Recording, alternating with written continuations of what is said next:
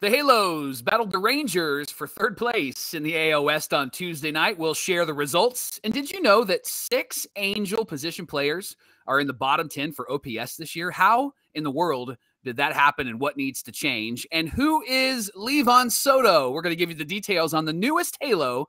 Let's get into it. You're Locked On with Mike and John, and this is Locked On Angels. You are Locked On Angels, your daily Los Angeles Angels podcast. Part of the Locked On Podcast Network, your team every day. And thanks for making Locked On Angels your first listen of the day. We're free and available wherever you get your podcasts. Would you give us a rate and a review? It helps others to find the pod. You can do that on Apple Podcasts and Spotify. And if you're watching on YouTube, you can subscribe and click the bell to be notified every time a new episode drops. We appreciate you for joining us for this edition of Locked On Angels, where it's your team every day. You've got the Frisch Brothers, a.k.a. the Super Halo Bros, here with you. My name is John, and that's my brother Mike. And my name is Mike, and that's my brother John. Mike, last night was this Tuesday in Texas as the Angels took on the Rangers, and it was a big, nice win for our Halos, going 5-2 against the Texas Rangers. We hold on to third place in the AL West, which might sound impressive if it were 2012, but it's not. Yeah. It's 2022, and the only one who matters in this division is the Astros, who have already locked it up. Right. Yeah. But third place, we're like that. Have you seen that meme where the guy's on the pedestal in third, and he's celebrating, and he's kissing girls and biting his medal? That's us right now after that win last night. But hey, all around good game for our Halos. We had a lot of help from guys that were really unexpected. Listen to this. Matt Duffy gets 3 hits and a home run, a 2-run shot that put us up 2-1 early in the game. And then Mike Ford and Joe Adell, 2 hits and an RBI each. Yeah. What a game that was. That was great to see. And of course, Taylor Ward turning things around this September, and he had 2 hits and an RBI. Mike, AAA pitcher, I believe, forget his Twitter handle. I got to look it up. He noted, and I retweeted this, that Taylor Ward in the month of September, as of before last night's game, has a 132 weighted runs created plus. So wow, it really goes to show that his injury was what caused his downfall this season. And it looks like that he could be back in Taylor Ward's shape after starting to bounce back game. Yeah, exactly. Yeah. So yeah, all the runs came from the 4, 5, 6, and 7 spots in the batting order. So that was great to see. But talk about Patrick Sandoval and his outing. He looked really good on the mound. His biggest issue is always the walks, and he had 4 walks in the game. He probably could have gone another inning, but I think that Phil Nevin saw him kind of scuffling close to the end there. But he did go 5, 3 hits, 2 runs, the 4 walks, and the 7 Ks, 89 pitches. That's why I thought he could at least go maybe 1 more inning, but it did look like the Rangers were starting to maybe figure him out, and it did look like he was starting to overthink a bit on the mound, and so it probably was a good move. And listen, I know that we celebrated the fact that this last weekend each of the starting pitchers went 5 innings, and there was somebody that commented and said, oh, come on, you got to go deeper in the game than that. But remember, these are young guys, and they're figuring it out, and I think what we're going to find next season, and you referenced this on our last episode, that the Mariners pitcher that reminds you of Jared Weaver, Logan Gilbert, he is somebody that was trying to figure it out at the end of last season as well, and now he's a 13-game winner, and he's going 6, 7 innings. And I think that that's what you're going to see in guys like Detmers and Suarez, but in particular Sandoval. I think Sandoval has got that top of the rotation type of stuff and the top of the rotation type of mentality. And what's going to be his downfall is something we've talked about so often on the pod, is that when he gets so frustrated, it seems to just take over his focus and take over his ability. Like when he gave up the lead and they tied the game, the Rangers tied the game at 2, he was hands on his knees with his head down, and you could tell he was really frustrated. And you're not sure if he's frustrated with himself or if he's frustrated with the fact that the guy scored from first and the outfielder, Mike Trout, didn't get the ball in time or something along those lines, right? Right. But you could just tell he was upset. You could tell he was frustrated. And that's the type of stuff that you want to see in a top of the line starter. But it's like a balance, yeah. Yes, but you can't throw your teammates under the bus. And so I want to see him be frustrated, but I want to see him bounce back and go and get the next guy. Now, in this game, he did get the next guy, and he did get the win. It was his 6th win of the year. But that's maturity, John, right? That's what happens when you grow as a player and you grow in your maturity. And so Sandoval, really the barrier for him is his maturity. If he figures that out and figures out how to respond in a mature baseball player, leader sort of way, I think the sky's the limit for this guy. I was right. It was at AAA pitcher. He's the one who pointed out Ward has a 133 weighted runs created plus in September. So that's great. One better than I thought. You're absolutely right about Patrick Sandoval, and I kind of suspect that's why he didn't go back out for the 6th inning. That Matt Wise and Phil Nevin made the decision to go to Andrew Wantz, and certainly paid off. Wantz looked really good out there, and he's been a reliever that we have needed to count on through this season. And so I've been very impressed with him, and I missed that combination of him and Austin Warren. I think Austin Warren is still working on some things and trying to get back to the pitcher that he has been in the past, and I'm certain that he'll be back. But you're right about Patrick Sandoval. The maturity has to be there. The ability to control those emotions has to be there. Mike, I've mentioned this, I think, on Locked On Angels before. One of my favorite moments was Jared Weaver. Ding, there's your reference. He was pitching at Globe Life Park against the Rangers. And as he left the mound after he had a bad outing, the stadium was playing Hit the Road, Jack. Don't you come back no more, and he's singing it. And Alex Curry asked him after the game, hey, what was up with you singing Hit the Road, Jack? And he's like, because I sucked. Like I deserved it.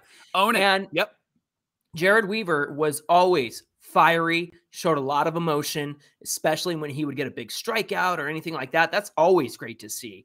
But he kept the fact that he was upset with himself to himself as he walked off the mound. And I think that's kind of the balance that we're looking for. You want to see a passionate guy on the mound. You want to see them get fired up when they get that big strikeout or that big double play. And you want to see them admit when they're wrong, admit when they've struggled, and not beat yourself up or your teammates up and be frustrated at them. I think Jared Weaver was really good at that. And I think Sandoval can get there with some maturity too. Do we have to talk about the triple play? No, I was going to avoid that because I think Stassi, and we're going to talk about him in a little bit, but Stassi has just been so frustrating. And the fact that he can't even beat out a play, that ground ball to third, that they throw it to second. Like the guy had to run to step on third, then he had to throw it to second. And the fact that you're not at first base at that point tells me a lot about you and where you're at currently in this season. He was weighed down by all those dollars from the big contract extension he got at the beginning of the season. So that's great. Yeah, that was ridiculous. It was cool to see. I'm not going to lie. That was pretty cool to see. And what's funny to me is the fact that we were beating up on their starting pitcher in that inning, and it was 2 on, nobody out after I think 3 runs came in or something like that. Yeah, it was 5-2. And in one fell swoop, Stassi hits into the triple play. Man, I can't wait to see Logan O'Hoppe come up, who, by the way, had some RBIs, I believe, in the game last night during the Trash Pandas playoff game. So, O'Hoppe, you are going to make us happy when you get up here and take Stassi's job next season. if you hit over 200, we'll be excited about that. Throw runners out at second base, we'll be excited about that. Absolutely. Yeah. Well, coming up on Locked On Angels, who is Liván Soto? We've dug up some information on this new halo, but first, Locked On Angels is brought to you by Blue Chew. Blue Chew is a unique online service that delivers the same active ingredients as Viagra and Cialis, but in chewable tablets and at a fraction of the cost. You can take them anytime, day or night. The process is really simple. Sign up at bluechew.com, consult with one of their licensed medical providers, and once you're approved, you'll receive your prescription within days. And here's the best part. It's all done online. No doctor visits, no doctor's offices, no awkward conversations, no waiting in line at the pharmacy. Blue Chew's tablets are made in the USA and prepared and shipped direct to your door in a discreet package. Try Blue Chew for free When you use the promo code Locked On at checkout, you just pay $5 for shipping. That's BlueChew.com, promo code Locked On to receive your first month free. Visit BlueChew.com for more details and important safety information. We want to thank you for making Locked On Angels your first listen of the day. Now it's time to ask the question, who is Liván Soto? He shall be Liván, and he shall be a good shortstop. Is that we are terrible that we're brothers. Like it's just all the low-hanging fruit jokes are there this season. Moniak, you're not even a dad, and you just grab after those jokes. We got some information regarding Liván Soto from MLB Trade Rumors, and I forgot that this happened. So let me get into this. Soto, go for it. 22, originally signed as an amateur by Atlanta, but was one of the several prospects released when the MLB investigation found that the club violated various international signing rules. I forgot that happened. I remember how big of a story that was. That was in 2017. So that was the before times, before 2020. So I have a hard time remembering anything in the before times. So Soto played for Atlanta's rookie ball team in 2017, but he signed with the Angels prior to 2018. Soto was featured in Baseball America's list of the top 30 Angel farmhands in 2018, has been there ever since, and currently occupies number 19 for us right now out of 30. Their report on him notes that he is regarded as a strong defender who doesn't provide much with the bat, although we have seen Soto get a home run and a few hits and actually seem to handle the bat really, really well. And MLB Trade Rumors notes that he's taken some steps forward this season.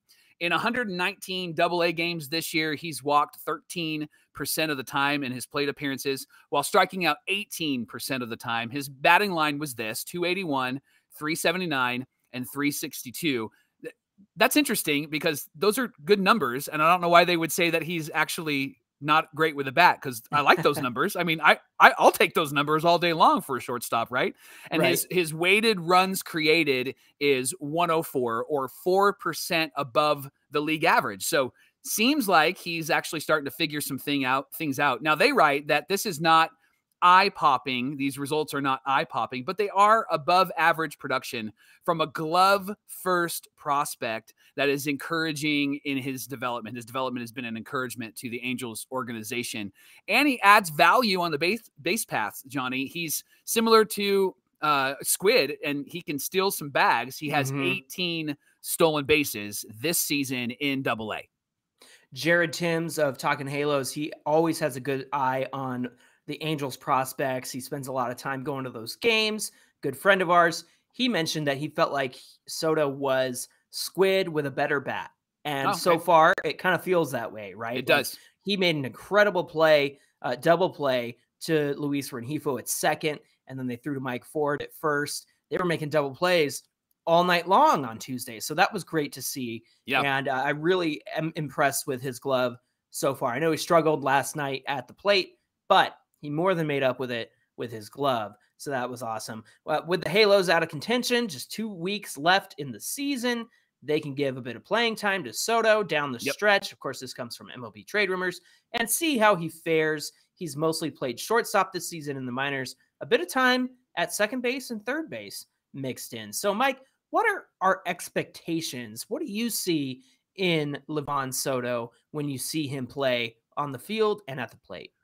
You know, it's interesting to watch him play because I think that we've been Halo fans for a really long time. And when we see somebody come up that plays shortstop, I instantly long for the days of Eric Ibar, because Ibar was just so good with the bat, with the glove, and he brought a fire and energy, and he was just solid up the middle, solidified that defense. And so I have expectations that Soto is going to be really great defensively. I think Jared Timms and his analogy of Squid with a better bat, I think that that's accurate.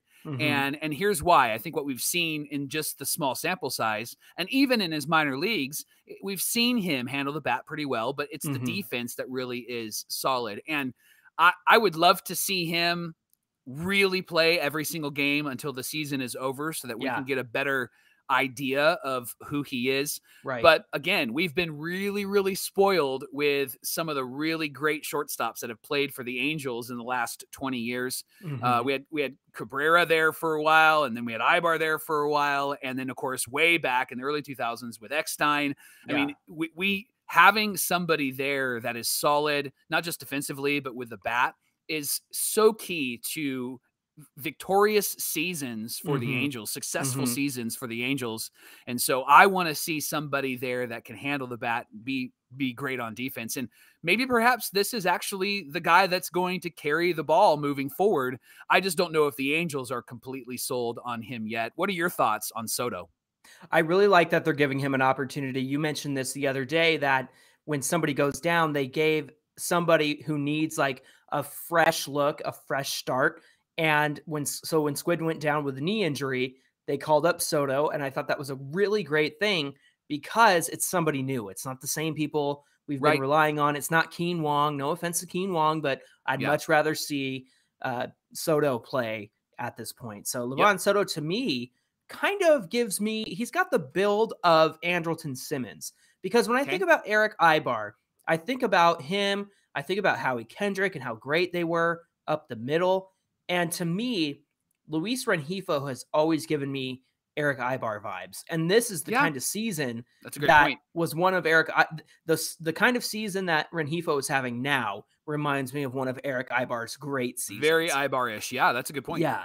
And I kind of feel like maybe his defense isn't quite where Ibar was, but Rengifo's not playing shortstop all the time. He's playing second. He's playing some third. They're moving him around the infield a little bit, right? And we even saw that with Howie Kendrick. He was at second, and he was playing first, and he would be in the outfield. So they moved him around a lot too. So when I look at Liván Soto, I think about Andrelton Simmons and kind of that limber, skinny kind of build that helps him get all over the field. That's kind of what I see when I look at Liván Soto. Now, remember, and we brought this up before, Simmons did not have a great bat with Atlanta. He did not hit very well. He was like the low 220s, 230s. Yeah. Once he came over here, that average climbed every single year. And I think up until 2020, which was his last season, he didn't have a great season. He was also kind of hurt. Then he left early. But then prior to that, Andrelton Simmons' bat got better. Average got better every single season. And I think Liván Soto could be something like that in that vein. So great with the glove, great at swiping bags. And he doesn't have to be a 300 hitter, but man, if you can get something 260, 275 at the most, maybe even 280, that would be fantastic to see. If he's above 250 and doing the things he's doing in the field, that would be really awesome to see. I looked at Brandon Drury the other day, and I think he's sitting around 263. He's somebody that you and I have brought up prior to the trade deadline, thinking, hey, we could get him at third base. And then, poop hit the fan for the Angels, and we didn't make any trades that are going to help us this season. All that to say, when I think about somebody who is good all over the field and people consider a bonus to their team, an asset, Brandon Drury's hitting around 263, 265. I think Liván Soto can live up to that sort of thing. And we even saw Simba hit like 293 at one point. It was something up there. And so just to see his bat improve, I really think that the Angels have a knack for infielders. And it's about time they have somebody that they're really excited about, like we were with Ibar and Howie Kendrick. Johnny, OPS has been the new kind of awesome stat that everybody looks at because it's a combination of on base and slugging, and the higher the number, obviously the better. So the MLB released like where teams ranked with OPS at different positions. The Angels just were swimming at the bottom. Like they were surprised. I'm not surprised, but it's terrible. So let me quickly give you some stats, and then we'll have a chat about this. At catcher, they were the 6th worst. At first base, they were the 2nd worst. This is out of all the teams, by the 30? way. Okay. At second base, they were the 8th worst. Shortstop, they were the worst. And then third base, they were 7th worst. Left field, 2nd worst. Center field, they were the best. How did that happen? I'm doing the best at this. Mike Trout. Right field, they were the 12th best. Yeah. And at DH, they were the best. Oh, how did that happen? How about that, right? So here's the question that you and I want to wrestle with is how does this improve? Because it has to improve in order for this team to be better next season. Mm-hmm. And so we're going to ask this question. Are we expecting a better season from the player, mm-hmm. or do we need a new player at that position in order for it to be improved? So let's start with your favorite triple play player, Max Stassi, and his OPS, which was awful and continues to be awful. He's a part of this. He's not the only catcher, but 587 was the number for catcher worst for the Angels. So Stassi started the most games. So do you expect him to improve, or do you think we need a new catcher? It is going to be so difficult to see and make a decision here for the Angels because they signed him to that extension, and now he just totally tanked this season. And it's been brutal to watch. Yep. And with Logan O'Hoppe waiting in the wings, these Angels are not going to wait around. I know that we had a terrible season, but you and I have said this before, and I think we said it all the way back on Super Halo Bros. Perry Minasian doesn't mess around when it comes to anchors. He didn't mess around when it came to Albert Pujols because he wanted Jared Walsh to play first base every day. Yep. Now, hindsight says a platoon with Walsh and Pujols probably would have been pretty good, sure. But that's hindsight. Get that out of here. He didn't wait around on Justin Upton. He wanted to move forward to the future and have the young outfielders have a place for Taylor Ward out there. And of course, Upton is not with any team at the moment. So right. That is also something that Perry did. He moved quickly. So that tells me that despite the extension that they signed Max Stassi to, I have to believe Logan O'Hoppe is going to be the guy to come up and play next season. I think he's going to really impress in spring training. I don't think they can wait around on this position anymore. Stassi is still great with the pitchers. He's not good at throwing guys out. He hasn't been this season. He has in the past. Still a good framer. I don't know if that's, well, it will still matter. I was going to say robo-umps, but that's probably a 2024 thing. Right. But he is a good pitch framer. He can steal a strike for you. And he will, like, if you're not getting the zone, he'll talk to the umpire and say, hey, dude, like, fix your zone. And so he, in terms of leadership, Stassi is valuable and he's an asset. But in terms of playing every day or most days, I think you got to give it to O'Hoppe. I think Stassi takes on the Kurt Suzuki role in that sense. Yeah. Let's talk first base for a moment, Johnny. And Jared Walsh, does he get better, or do we need a new player at first base? Let him heal up. Let him have the surgery. I think he already did. Let him heal up this winter. Jared Walsh is going to be fine. What do you think? Yeah, I want to see Walshy out there. I think that this has been a injury-prone season, and he has been around just a terrible approach and a terrible hitting team. And I think next season we're going to see him actually really, really improve. What about second base, John? Fletch or a new player? So Fletch didn't play most of the season. So that 634 OPS, which is 8th worst to me, is not Fletch's fault. Okay. So I think that we will see Fletch play second base or some combination of him, Luis Rengifo, that sort of thing. Yeah, I'd love to see a combination of Rengifo and Fletch or whatever they can cycle in there, because Rengifo, I think, has earned that opportunity. How about short? Velazquez gets better or a new player? New player. We've said it all along. If we're going to sign anybody this offseason, it's got to be a shortstop or a second baseman or a middle infielder that can help us out at shortstop. And the thing is, it's a bummer that Velazquez got hurt because he was batting from the right side, seeing the ball much better, and not swinging for the fences. That's been his issue all season. Not taking walks, not getting on base. Bro, you have to get on base and steal bags. That's who you are. You are not Mike Trout. You're not Shohei Ohtani. You have to be the guy who ups his OPS, and to be the worst in the league. Oh, just brutal. Mike, how about third base with a 652 OPS, the 7th worst? What do we do? Rendon, does he get better, or do we have a new player? Or Troy Gloss? No, I'm kidding. Bring him back, right? He'll probably still hit 20 bombs. Dig him up.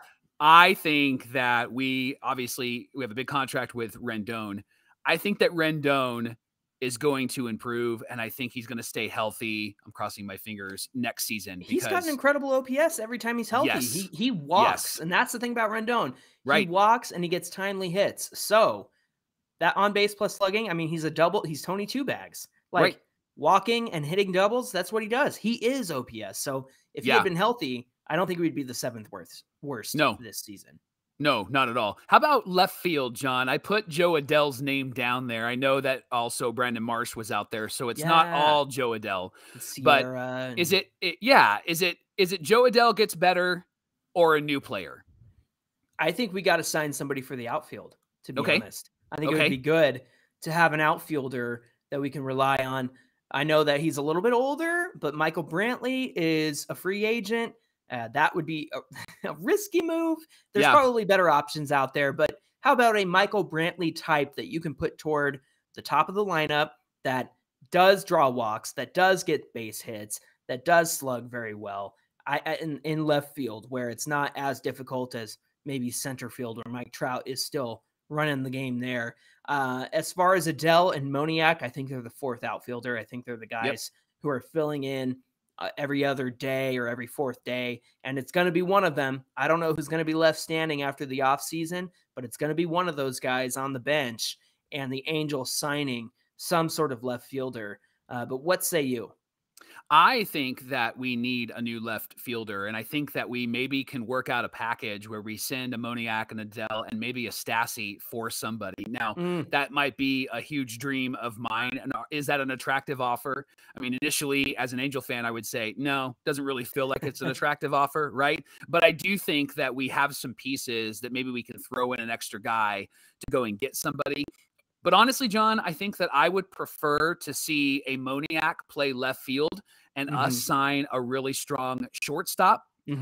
Because I think that with left field, I think with outfielders, we seem to have this plethora of outfielders they just need to develop. Yeah. And so I would rather see Moniak out there or Adell out there and have us sign a good, solid superstar shortstop like a Swanson or a Turner. I think that would be more beneficial for us for next season. Yeah, priority 1, I think, is shortstop.